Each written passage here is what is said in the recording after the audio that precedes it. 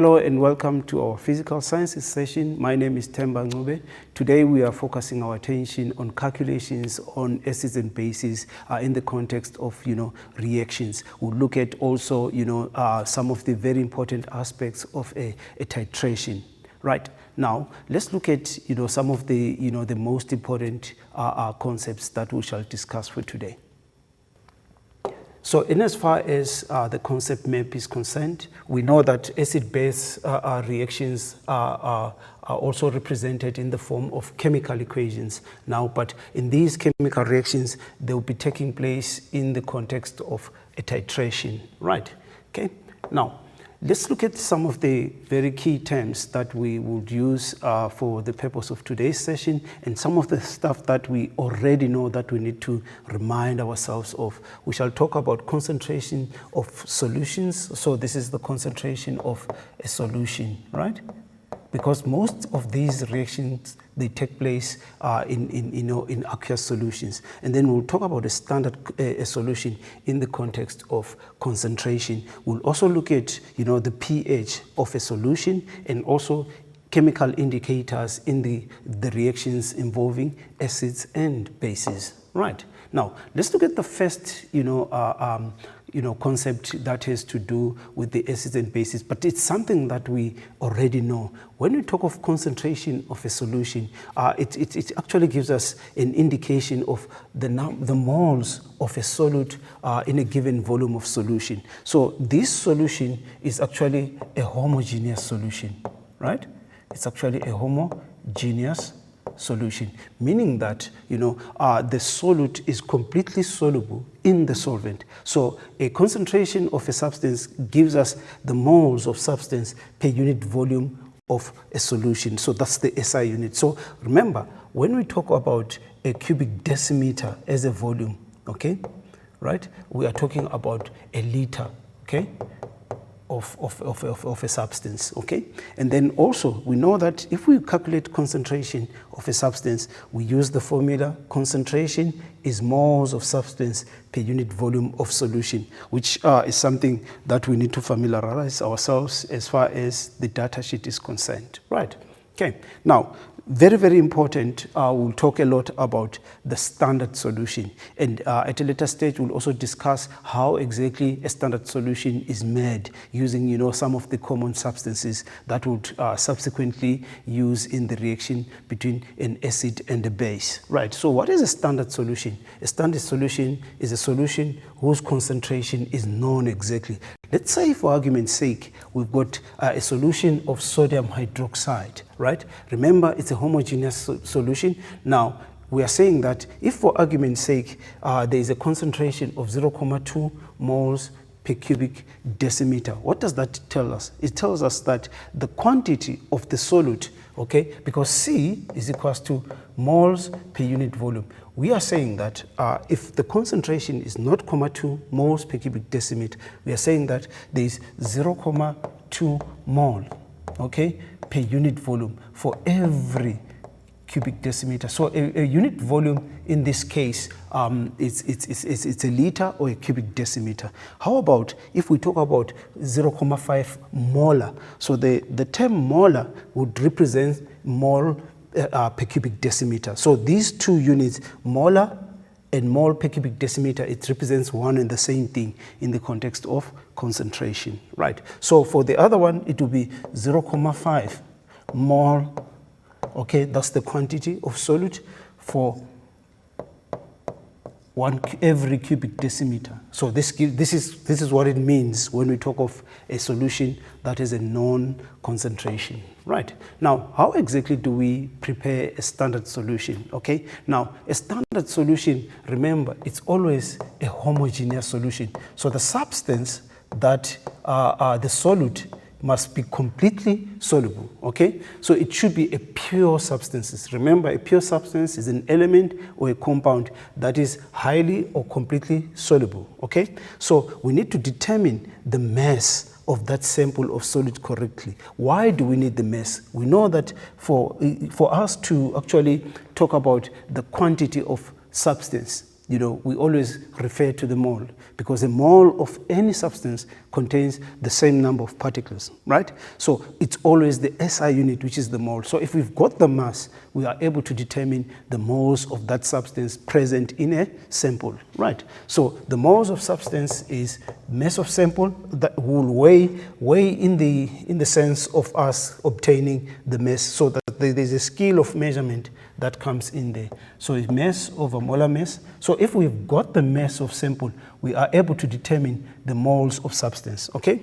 Then after that, we can transfer the weight solute into a volumetric flask. A volumetric flask would give us, a fixed volume of a solution. And if you talk of a volumetric flask, this is how it looks like, okay? So it's got a measuring line. In this case, this is, say for argument's sake, a 250 mil, okay, that's the volume. So where there is a measuring line there, that's the amount of water or distilled water that we put into the measuring flask. And then it's got a stem, and then remember the mils for every cubic decimeter, right?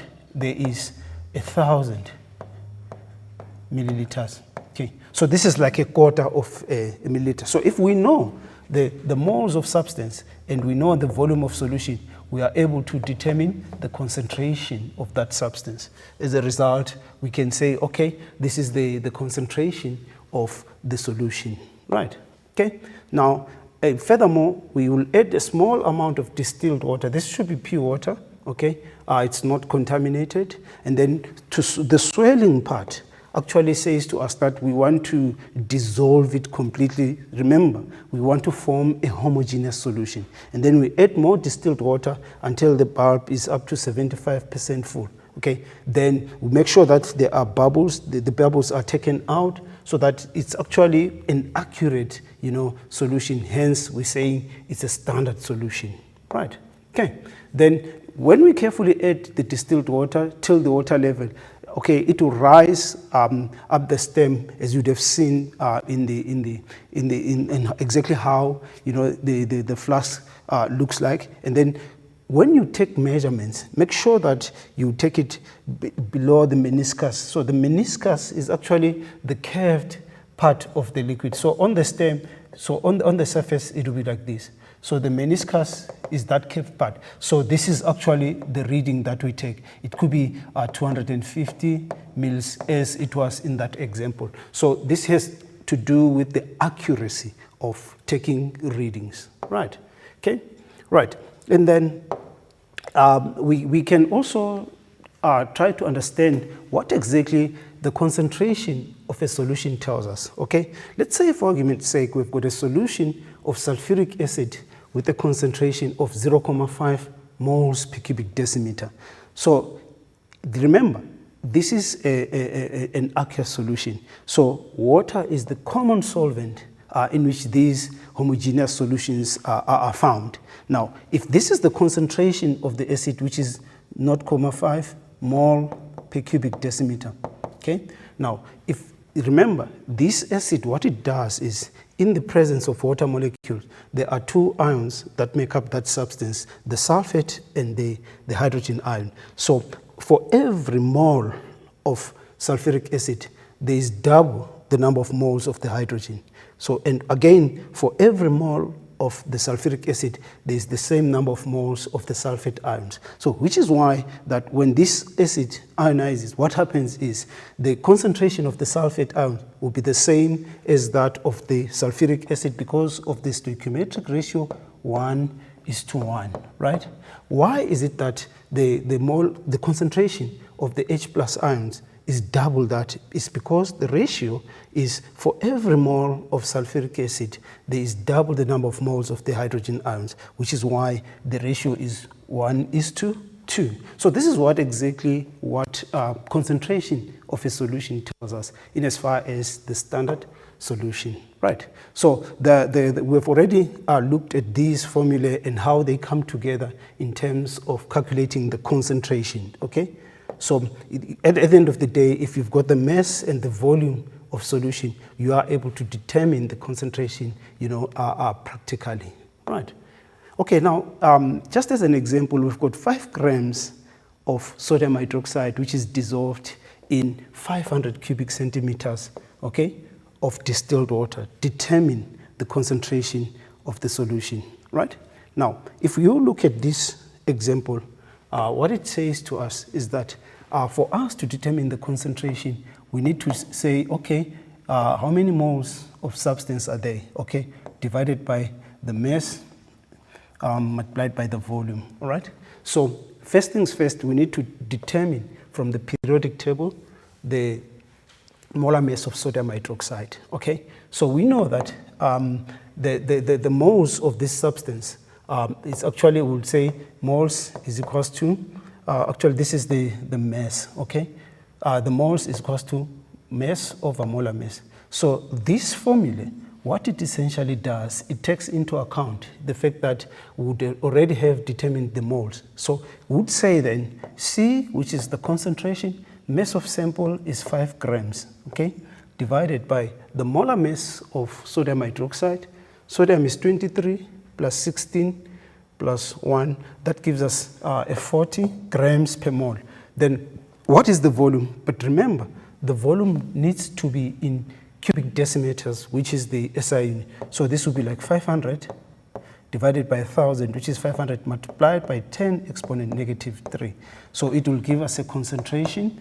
Then if we go to our calculator, okay, we would have, just to get that value, 5 divided by 40 multiplied by 500 multiplied by 10 exponent negative 3. Okay, that's the same as dividing by 1,000. Okay, so the concentration of this standard solution is 0.25 moles per cubic decimeter. Okay, 0.25 mole per cubic decimeter. Okay, so that's exactly how we determine the concentration of this solution. So if we say this is a standard solution, it says that its concentration is known, and that's exactly how we actually go about that.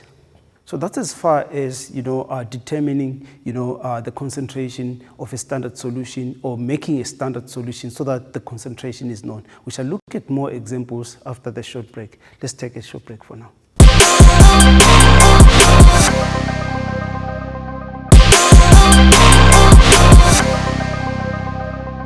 Welcome back. We're still looking at calculations that have to do with the reactions of acids and bases. But also what is important, we also want to understand some of the aspects that are important in as far as what exactly happens when acids and bases react with each other in the context of titrations. Okay, there's the whole issues around the indicators, the neutralization reactions. Now let's focus our attention on some of those aspects for now, right? We are saying that terminology forms, a very important part of our understanding, because basically that is actually the language that we use. So let's be mindful of the following terms. Maybe you also need to familiarize yourself. That's pH, that has to do with the pH scale. You would have been exposed to this, previously. We also talk about chemical indicators, that have to do with color change when an acid-base reaction does take place, in the context of a titration. So it's all about acids and bases reaction, and then the titration as a technique, right? Okay. Now, the pH scale, okay, of a solution actually is an indication or a measure of the concentration of the hydrogen ions in a solution. So you familiarize yourself with the equation pH is equals to negative log of the hydronium ion concentration, all right? So this is in the data sheet, but we're not going to focus our attention a lot on the actual calculations. But let's also be mindful that it's about the concentration of the hydronium or the hydrogen ions in a solution. And also the scale, which ranges from 0 to 14. So anything between 0 and less than 7 is actually acidic, right? And then 7 is the neutral measure of a solution or a substance. And then beyond 7 to 14, it's a basic solution. So, acidity of a substance increases from your left, so from 7 to 0. So a substance whose pH is closer to 0 is a stronger acid, while a substance whose pH value is closer to 14 is a stronger base. Okay, it's more basic. So while 7 is neutral. So that's our pH scale, right? And then indicators are very important in the sense that in these reactions between acids and bases, at some point or the other, when we do the titration, as we'll go through the actual procedure involved, when a titration is conducted, we need to get an indication when the reaction, between an acid and base has reached some sort of neutralization, a pH value which is closer to 7. So we've got different substances that we can use as indicators depending on the types of substances or acids and bases involved in that, acid-base reaction. Okay, so these chemical indicators, they actually color change is more qualitative. So the color change, which is something that can be observed, is what is important in as far as the use of indicators in acid-base reactions. Okay, so there are different types of them. Okay, we've got bromothiamol blue, whose color change is between pH 7 and 8.8. Okay. This is actually the one that we choose for argument's sake if you are reacting a strong acid and a strong base. We'll talk about strength at a later stage. Okay, there's also phenolphthalein between 8.3 and 10. Those are the pH values. We also have methyl red as well as methyl orange. So our choice of an indicator entirely depends on the type of acids and base involved in that chemical reaction. Right.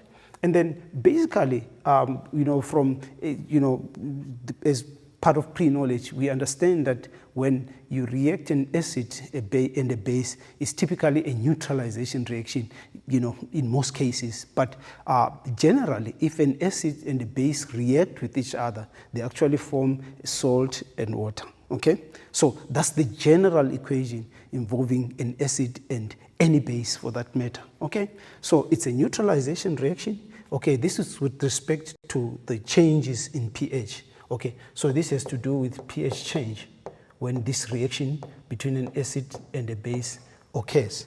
Okay, we also know that acids have got high concentration of hydrogen ions. Okay, but this is the assumption that these are actually strong acids. At the back of our mind, we will talk about strength of acid at a later stage, but we assume that any acid will ionize to give us H plus ion, while bases, they give us the OH minus ion, okay, which is the hydroxide, okay?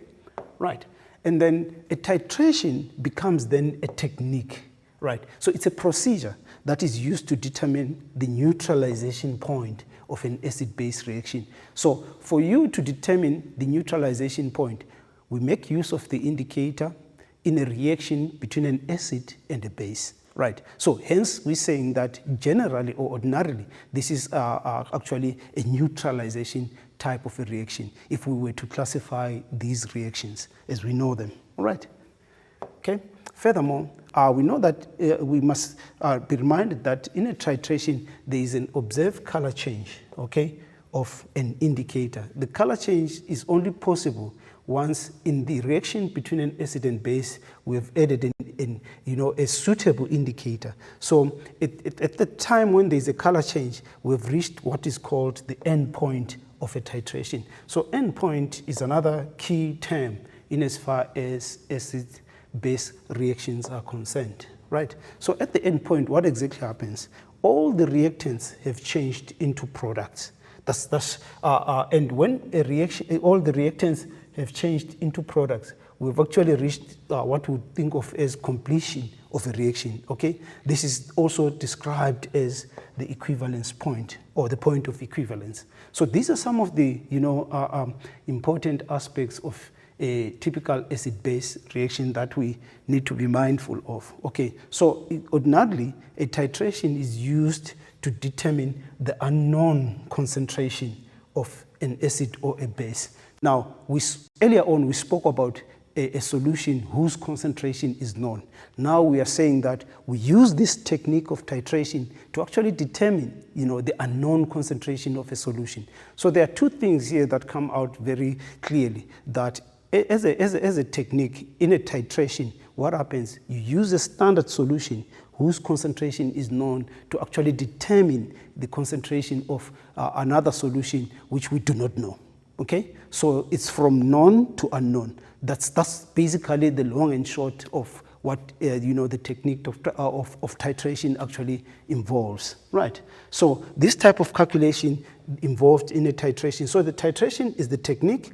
The stoichiometric calculation would describe them or refer to them as volumetric analysis. So if we talk about volumetric analysis and titration, is that we carry out a titration, and then subsequent to that, we do calculations which are described as volumetric analysis to determine a known concentration using a standard solution.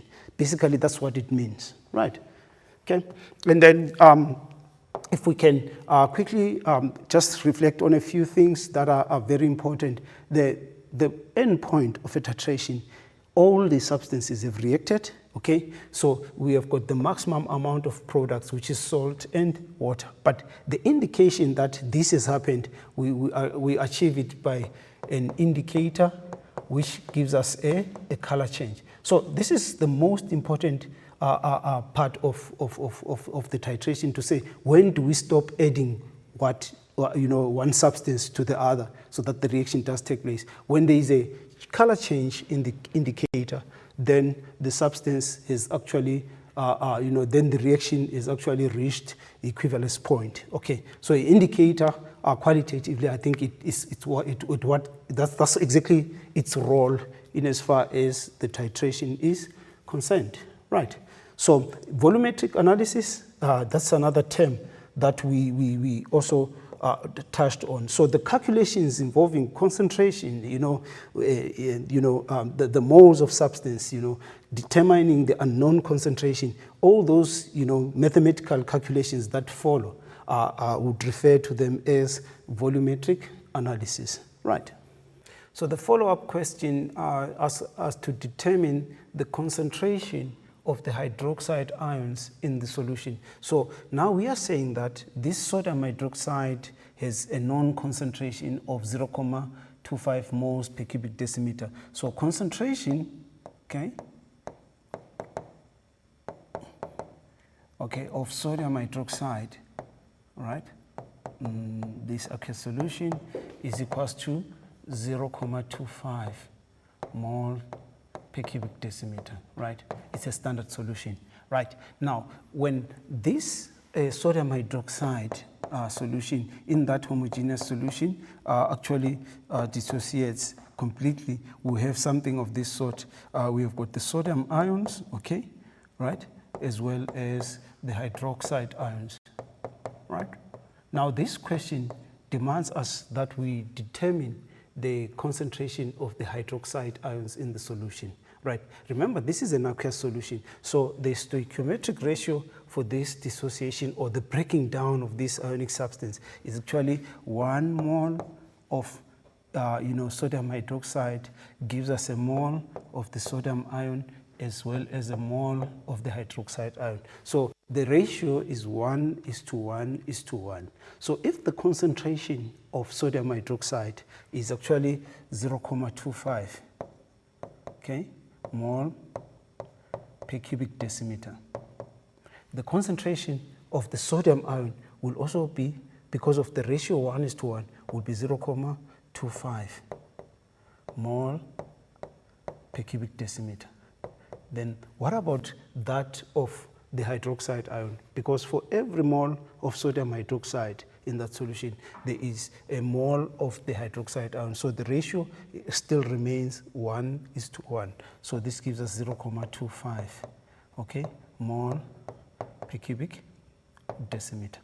So this is what it means. If it's a standard solution and there is complete dissociation of sodium hydroxide, a mole of sodium hydroxide gives us a mole of the hydroxide ion. So in other words, this is the concentration that the question actually requires us to determine. But in determining it, we also used the balanced equation of that, dissociation or the breaking down of that ionic substance, such that the stoichiometric ratio it actually represents how that substance actually breaks down in an aqueous solution. So that's as far as determining the standard solution. So those are the steps that we took. We measured the amount of substance, weighted it in terms of mass, so that we can determine the moles of sodium hydroxide in that 5 gram sample. And we know the amount of water distilled water that we used, in that volumetric flask to actually form that solution. So the solution is actually containing both the solute and the solvent particle, because this is essentially a homogeneous solution. Then if we say that this is a standard solution, we are saying that we know the concentration of this solution. We'll take a short break for now and look at more further examples. Let's take a short breather.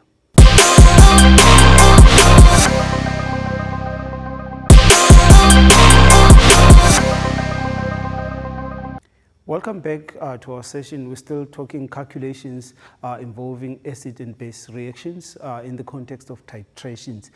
We managed to see that this actually has a lot to do with stoichiometric calculations, and the calculations involved once a titration has been conducted would describe them as volumetric analysis. Now let's look at some of the important aspects in as far as a titration is concerned.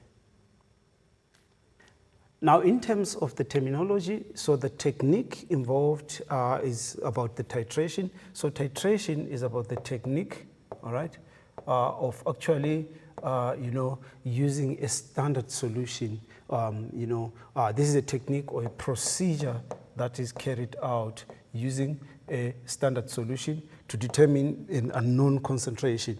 We spoke of an end point of a titration and a point of equivalence, where we spoke about the chemical indicators which have a color change, okay? So this has to do with the indicators, the end point, okay, where in a neutralization reaction, actually all the substances have actually reacted, right? And then what exactly are some of the apparatus or equipment actually involved in a titration? So what remains important is also for us to be able to identify the correct names of apparatus, or equipment that we use to actually carry out the technique or the procedure in a titration, which involves a reaction between an acid and a base. So identifying the apparatus is another skill that is very, very important, right? What are some of those?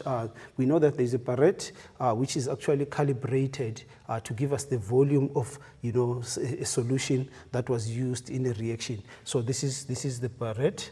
And then we also know of a beaker, okay, which will contain, some substance which has been measured or pipetted. So the pipette actually measures the fixed volume of a solution, all right? And then at the end of the day, when a titration takes place, we know actual volumes of substances or quantities. But remember, one of these solutions in this setup is actually a standard solution. So we'd use that standard solution to actually determine the unknown concentration of the other substance, right? Okay. Now, what exactly is involved in a titration? So before we actually start to titrate or carry out the whole procedure of a titration, we need to select an appropriate indicator, right?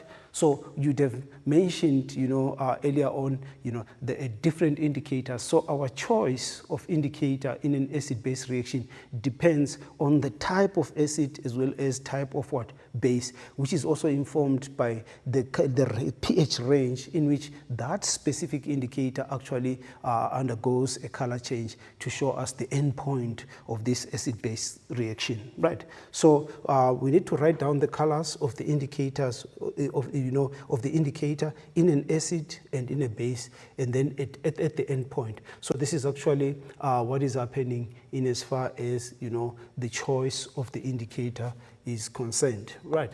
Okay. Now we also need to measure out the exact volume, right? So this, I think this goes further to emphasize the measuring skill. You know, for us to keep track of data in a, you know, in a chemical reaction, when we conduct a technique of titration, we need to be able to carry out measurements and record those volumes. Because remember, in the volumetric analysis, that involves the calculation, you know, the maths part of it. We need those actual volumes to actually, so that we are able to quantify or to actually get the unknown concentration of the other substance, either the base or, you know, an acid. So in a nutshell, what we are saying is that if the acid is a standard solution, then the technique of titration would involve us determining the unknown concentration of the base, and vice versa. So if the base is also a standard solution, so in a titration, in that titration, we would actually want to determine the unknown concentration of the acid. Okay, the indicator, very, very important. It shows the color change at the end point of that acid-base reaction. So we also need to add a few drops of the indicator so that we can keep track of the color change in as far as the end point is concerned. Right. Okay, so we also have to fill the burette with the solution of the non-concentration. Right. So what goes into the burette is actually the standard solution. Okay. Because this solution, we know its concentration. So the burette is actually calibrated, as you can see. It means that there are calibrations. So when it's completely filled, it will mark up to 0 mils, okay, whatever units are used. So as you allow that standard solution to come out of the burette so that it reacts with the base, it could be the acid or the base, it doesn't matter, and then you can keep measurements or track of how much of the standard solution in terms of volume has been used in the reaction, okay? And also, very, very important, you need to make sure that the bottom of the meniscus, so the meniscus is that curved, you know, part of the liquid surface. So make sure that when you take readings, they're actually correct. And we also need to keep record of volume of solution in the burette, right? And also, we need to place the conical flask under the burette directly so that all the standard solution goes into that, actually the conical flask where there is the other substance. And then we add the solution in the burette and swirl gently. The swirling will actually ensure that at the end of the reaction, all the substances have reacted completely, okay?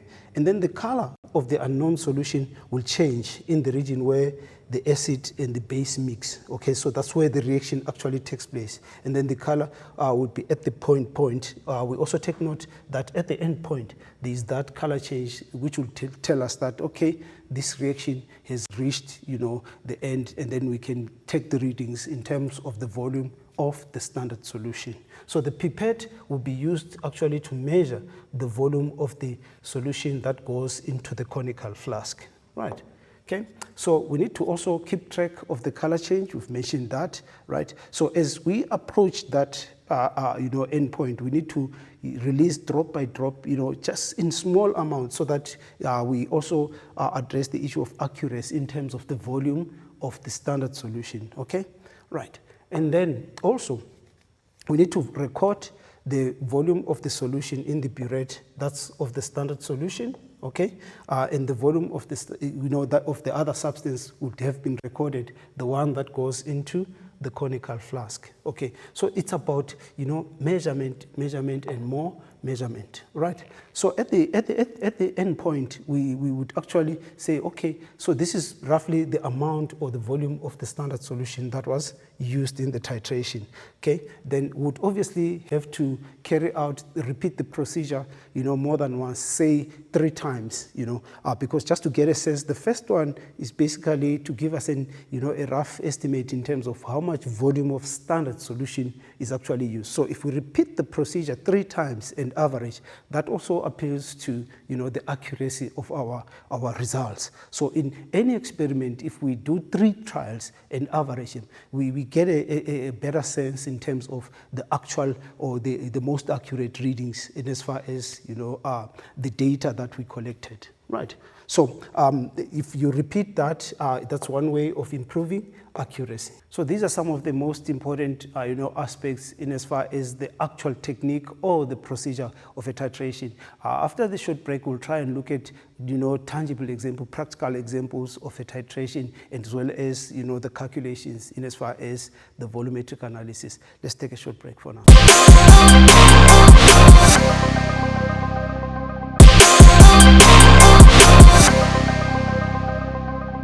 We've managed to look at exactly what happens in the entire procedure in as far as the titration is concerned. Now that we've would have collected the data, then how then do we use this data in terms of the volume of the the standard solution, what happened at the end point in terms of the color change. Now we have to do the calculations, because remember, our initial objective in terms of the titration was to use a standard solution to determine the unknown concentration. Let's see how that kind of works out, once we've done the titration. So the key term now that focuses on this segment is actually on volumetric analysis, which is basically about the calculations, okay? These are actually stoichiometric calculations of the data in terms of the volume of the standard solution, volume of the solution of unknown concentration. But at the end of the day, this has to do with us determining the unknown concentration. Okay. So we're determining the unknown concentration by use of a standard solution, right? Okay. Now, in as far as volumetric analysis is concerned, what is it that we require to carry out the calculations of determining the unknown concentration using a standard solution? Okay, the known concentration of the acid or the base. So C subscript A represents the concentration of acid, and then C subscript B represents the concentration of the base. So for us to do volumetric analysis, to carry out volumetric analysis calculations, one of these two must be known, and would describe that as a standard solution. Okay, what else do we need? We also need the exact volume of the solution of the known concentration. This is our standard solution from the titration, the one that came off from the burette, okay, and then we recorded that value. It's either the volume of acid or the volume of the base, right? And then again, what do we need? We need the exact volume of the unknown concentration, the one that we pipetted. So it's either volume of acid or volume of base. It can be one of the two. And then again, very, very important, when it comes to the law of conservation of matter, we know that these substances, they actually react in fixed ratios, and we talk about the mole as the SI unit of quantity of matter. So the balanced equation of reaction actually gives us the stoichiometric ratio in which these substances actually react with each other, okay? So we also need the mole ratio of the acid base from the balanced equation of reaction, right? Okay, then the volumetric equation comes actually from the formula, concentration of a substance is moles of substance per unit volume, which gives us moles of whatever, be it an acid or base, is equals to actually the product of the concentration and volume. So this is the actual ratio of the substances in terms of the acid and the base. So this would come from the balanced equation of reaction, okay? So the whole issues of chemical formula come into play. Sometimes the equation is already balanced, given to you. In other cases, you need to carry out the balancing. So this is the balanced equation of reaction. So this is actually the stoichiometric ratio in terms of the moles of the acids as well as the base, right? Okay. Now, when it comes to the calculations, let's go through the steps that one needs to take in as far as the volumetric analysis is concerned. It says here, in a titration, as an example, that volume, which is 30 cubic centimeters of sulfuric acid. So this is our acid, okay? One thing for sure, we must go back to chemical formula. This is H2SO4. It's an aqueous solution. So the correct chemical formula will have a lot of implications in as far as the balanced equation. So if the formula is incorrect, then it means it will affect also how we balance that equation of reaction. So this volume of sulfuric acid is neutralized. Okay, once it says neutralized, we immediately, remember, oh, okay, it is about an acid-base type of a reaction. Hence, we describe it as a neutralization type of a reaction. Okay, so there is 40 cubic centimeters of sodium hydroxide. This is our base, right?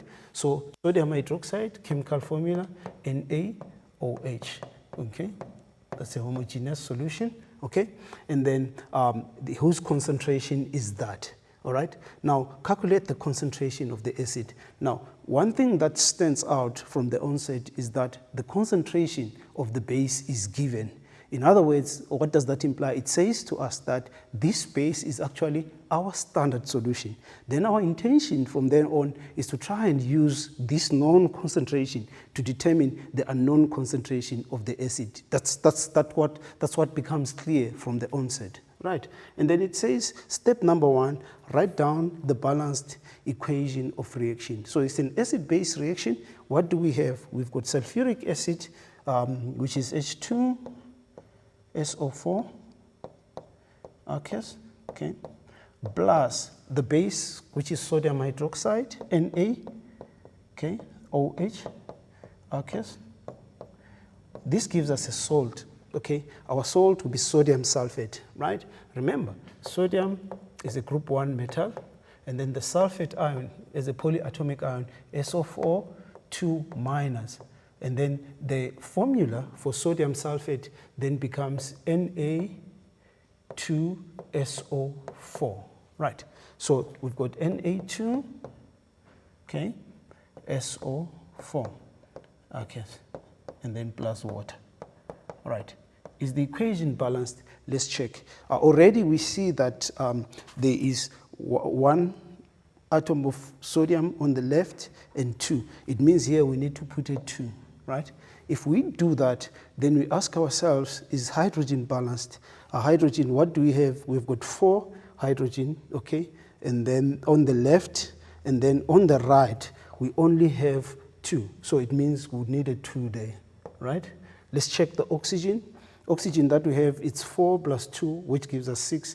We've got 4 plus 2. Now the equation is actually balanced. So what does this tell us? It tells us that the stoichiometric ratio is 1:2, the acid-base ratio. This is what we are particularly interested in, right? Okay. Now the balanced equation of reaction then becomes H2, okay, SO4, that's the sulfuric acid, okay, plus 2 moles of sodium hydroxide, which is our standard solution, which is a base in this case. Then we've got Na2, the salt, sulfate, okay, plus 2H2O. Right. Now, what is our stoichiometric ratio? It's 1:2. Okay. So this is the balanced equation, right? Furthermore, and then number 2, we want to identify the variables. The variables are actually the quantities that we would need to use in our volumetric analysis equation in terms of concentration, volume, and moles of substance, right? So what do we have here?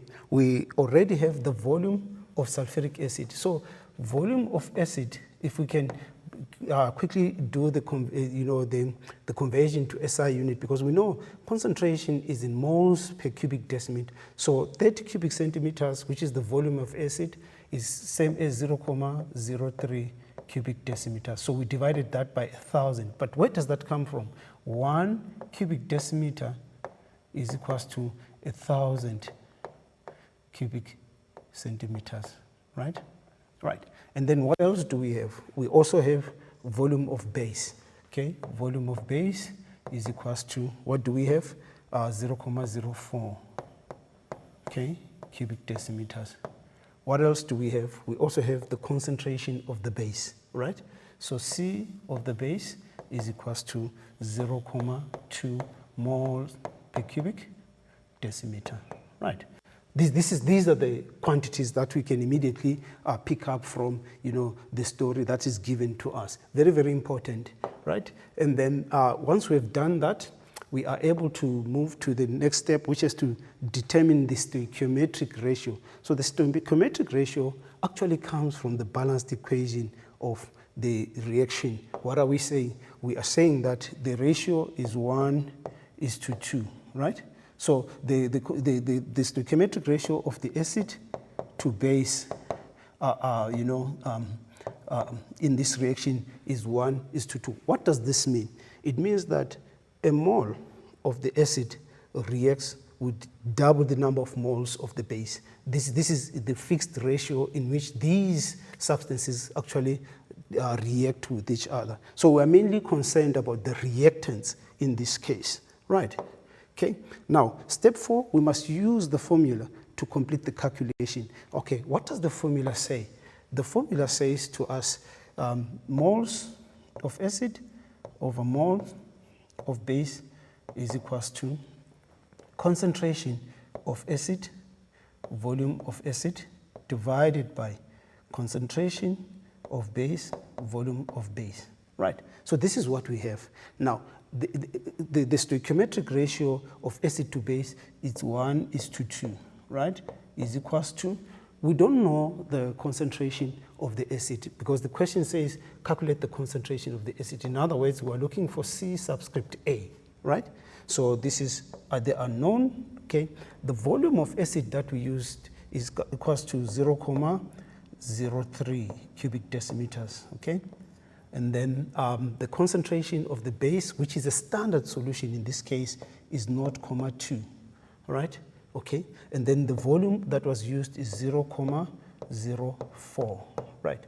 So if you look at the substitution, so first is the correct formula that we copied without trying to manipulate it, and then we did the correct substitution with the necessary conversion of units, and then we can be able to isolate our unknown, which is the concentration of acid. So the concentration of acid in this case, if we cross multiply that, actually it will give us something like Ca is equals to 0.2 multiplied by 0.04, okay? If you multiply that by 1, it won't change anything. And then we have to divide by, 2 multiplied by 0.2, multiplied by 0.3 actually, just to correct that, okay?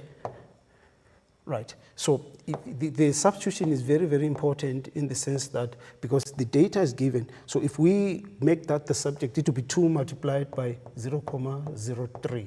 That's our substitution there. So then we've got our concentration of the acid. So to determine that, would then say, from the calculator, what do we have? We have 0.2 multiplied by 0.04, okay, multiplied by 1, okay? We can put it because the marks are given for substitution. Then at the denominator, we've got 2 multiplied by 0.03, right? Okay, what does that give us? It gives us the unknown concentration of the acid, which is 0.13 moles per cubic decimeter, okay? 0.13 mole per cubic decimeter. So that's exactly how we determine the unknown concentration, right? Then maybe a different example altogether, because now we know all the steps. There's a reaction between sodium hydroxide, which is used to, neutralize ethanoic acid. So from the onset, we are given the mass of sodium hydroxide, okay? We also given the volume of the acid. So in this case, what do we have? We have a case of saying, okay, we've got sodium hydroxide, which is our base, okay? From the equation, it reacts with ethanoic acid. This is an organic acid, CH3COOH, okay, to give us what? Our salt, which is sodium ethanoate, CH3COONA, okay, plus H2O. Okay, that's our equation of reaction, right? So the ratio in which they react with each other, also very important. We need to realize that for every mole of a base, there is 1 mole of the ethanoic acid. So the ratio is actually 1:1.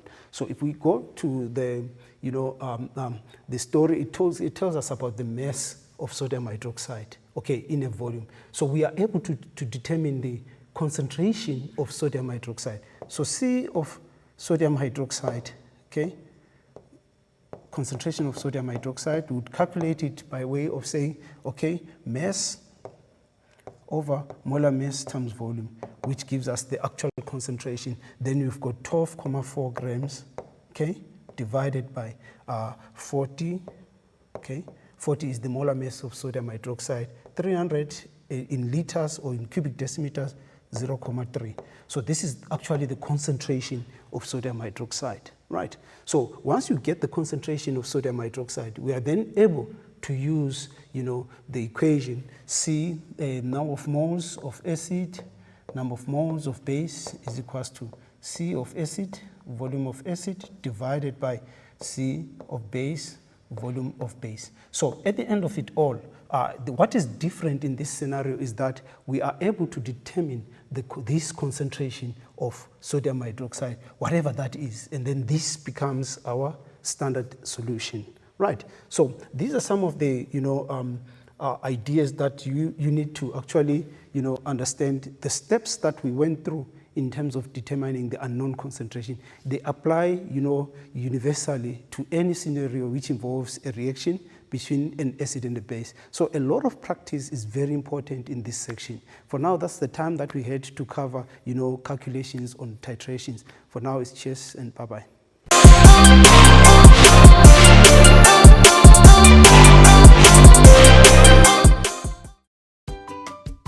Volumetric's 2021 Catch-Up is brought to you by the Department of Basic Education, NECT, ETDP SETA, SABC, MultiChoice, and DBE TV on OpenView Channel 122 in partnership with